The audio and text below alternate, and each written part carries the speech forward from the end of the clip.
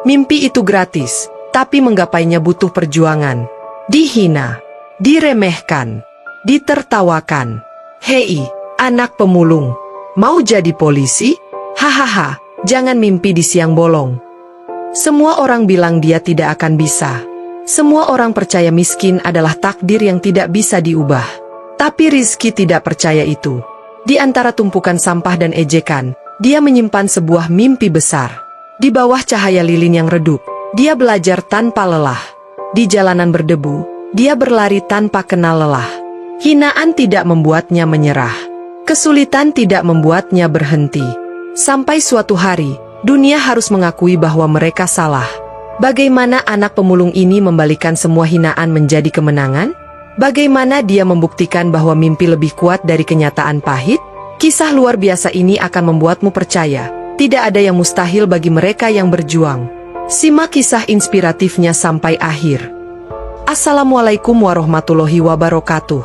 Sebelum kita mulai kisah inspiratif ini, yuk bersama-sama bersholawat. Allahumma sholli ala Sayyidina Muhammad wa ala ali Sayyidina Muhammad. Bantu support channel ini dengan like video ini sebagai tanda cinta untuk kisah-kisah penuh inspirasi. Komen pendapat kalian di bawah, karena setiap kata dari kalian sangat berarti. Share video ini agar semakin banyak orang terinspirasi dan semangat berjuang. Subscribe dan nyalakan lonceng agar tidak ketinggalan kisah luar biasa berikutnya. Semoga setiap sholawat yang kita lantunkan menjadi berkah dan kebaikan untuk kita semua. Amin. Siap untuk mendengar kisah luar biasa yang penuh motivasi dan haru? Mari kita mulai. Mimpi di antara tumpukan sampah. Matahari baru saja muncul dari ufuk timur. Sinarnya yang hangat perlahan menyapu gubuk-gubuk kecil di pinggiran kota. Bau menyengat dari tumpukan sampah sudah menjadi bagian dari kehidupan sehari-hari bagi seorang bocah kecil bernama Rizky. Dengan tubuh mungil dan tangan kecil yang penuh kotoran, ia berjalan di antara gunungan plastik, kaleng, dan kertas bekas yang dikumpulkan untuk dijual oleh ibunya. "Ibu, hari ini aku boleh sekolah, kan?" tanya Rizky dengan suara penuh harapan.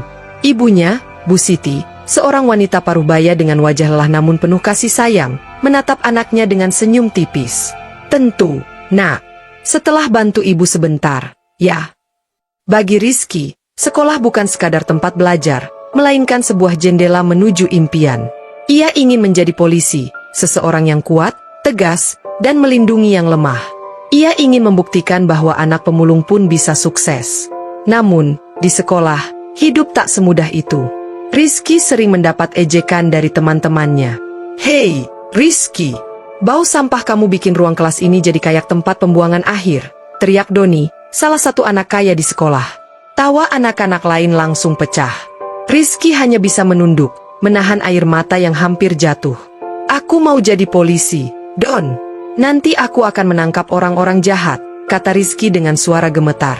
"Hahaha, polisi? Kamu? Mana mungkin. Polisi itu harus gagah dan keren. Bukan anak kumuh seperti kamu," ejek Doni lagi. Namun, jauh di dalam hati kecilnya, Rizky berjanji. Ia tak akan menyerah.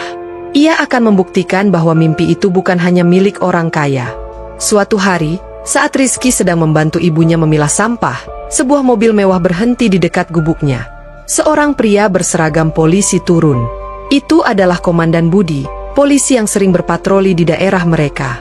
"Rizky, kamu mau jadi polisi?" tanya Komandan Budi dengan senyum ramah.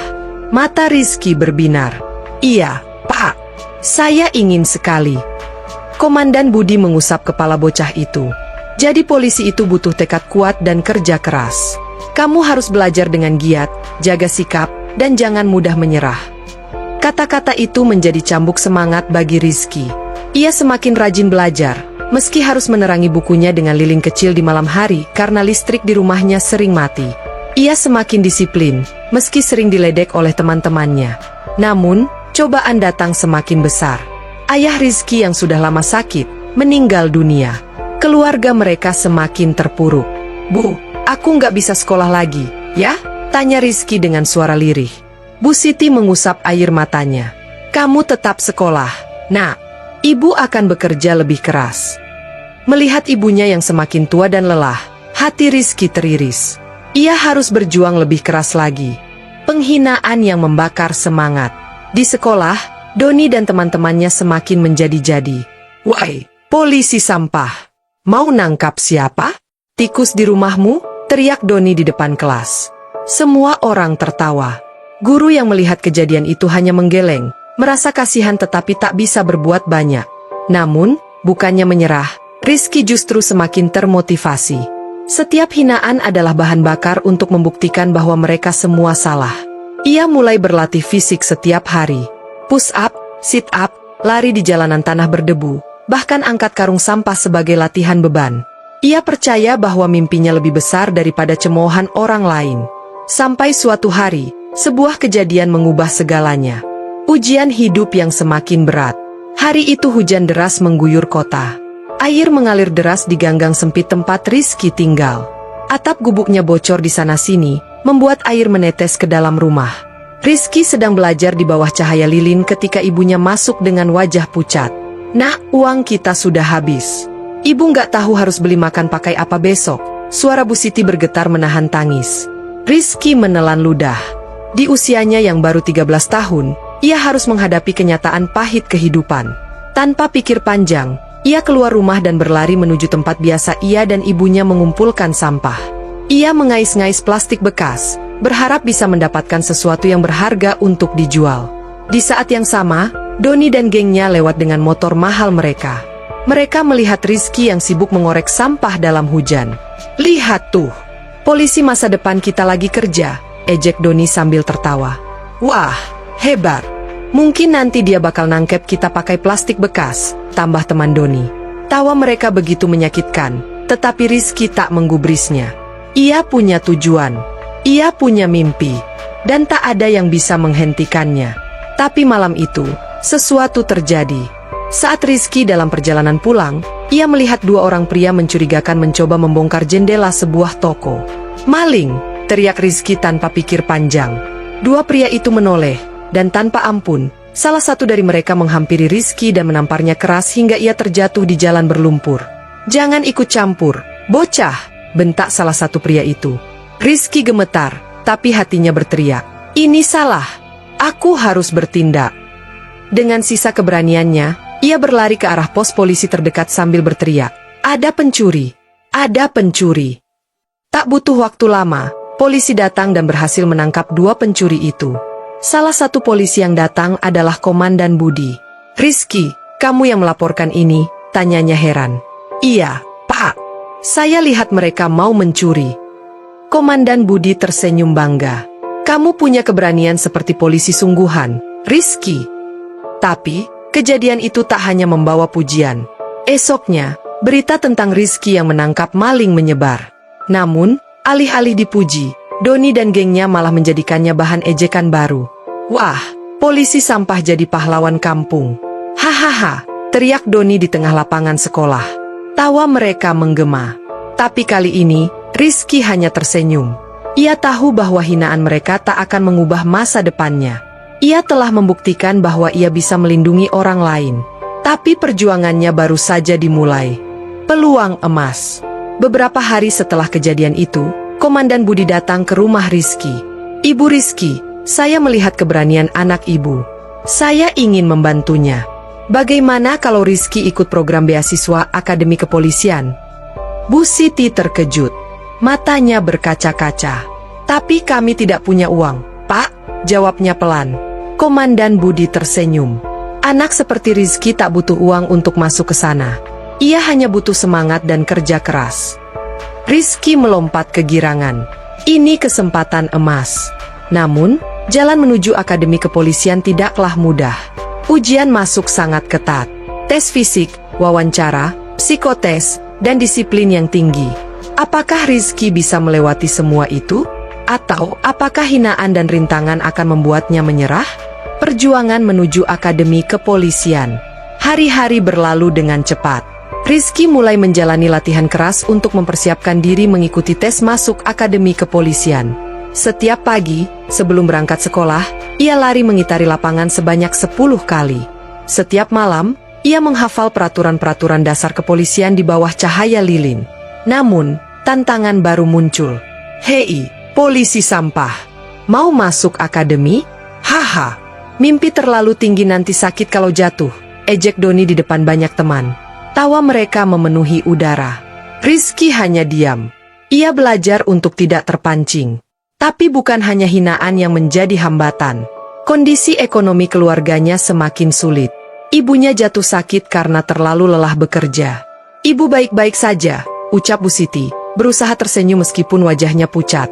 Namun Rizky tahu itu bohong. Hatinya teriris. Ia ingin membantu ibunya, tapi ia juga harus fokus pada ujian akademi. Suatu malam, saat sedang belajar, Rizky mendengar ibunya terbatuk keras di kamar. Ia bergegas masuk dan melihat ibunya tergeletak di lantai. "Ibu, bangun, Bu." Rizky mengguncang tubuh ibunya yang lemas. Panikan menyelimuti dirinya. Ia berlari ke rumah tetangga untuk meminta bantuan. Dengan cepat, ibunya dibawa ke puskesmas terdekat. Dokter berkata, Bu Siti terlalu kelelahan dan kurang gizi. Rizky menangis. "Ibu sakit karena aku." Namun ibunya tersenyum lemah. "Nak, ibu ingin melihatmu sukses. Jangan berhenti berjuang." Kata-kata itu menjadi cambuk semangat baru bagi Rizky. Ujian yang menentukan. Hari ujian tiba. Ribuan peserta dari berbagai daerah datang dengan pakaian rapi, wajah penuh percaya diri. Rizky berdiri di antara mereka, memakai baju sederhana yang sudah agak lusuh. Ia mengingat semua penghinaan yang ia terima. Anak pemulung gak bisa sukses. Mau jadi polisi? Mimpi di siang bolong. Namun, ia tidak gentar. Ujian pertama adalah tes akademik. Dengan penuh konsentrasi, Rizky mengerjakan soal-soal yang sulit. Ia sudah belajar keras. Ia tidak boleh gagal. Setelah itu, tes fisik dimulai. Peserta harus lari sejauh 2.400 meter dalam waktu yang ditentukan. Beberapa peserta mulai kelelahan, tapi Rizky terus berlari, mengingat bagaimana ia dulu mengangkat karung sampah setiap hari. Ia tidak menyerah. "Ayo Rizky, kamu bisa," bisik hatinya. Satu persatu ujian ia lewati. Hingga akhirnya, ujian terakhir tiba, wawancara dengan tim kepolisian. Rizky duduk di hadapan 3 perwira tinggi. "Apa motivasimu ingin menjadi polisi?" tanya salah satu perwira dengan tatapan tajam. Rizky menarik napas dalam. "Saya ingin melindungi orang-orang kecil seperti ibu saya.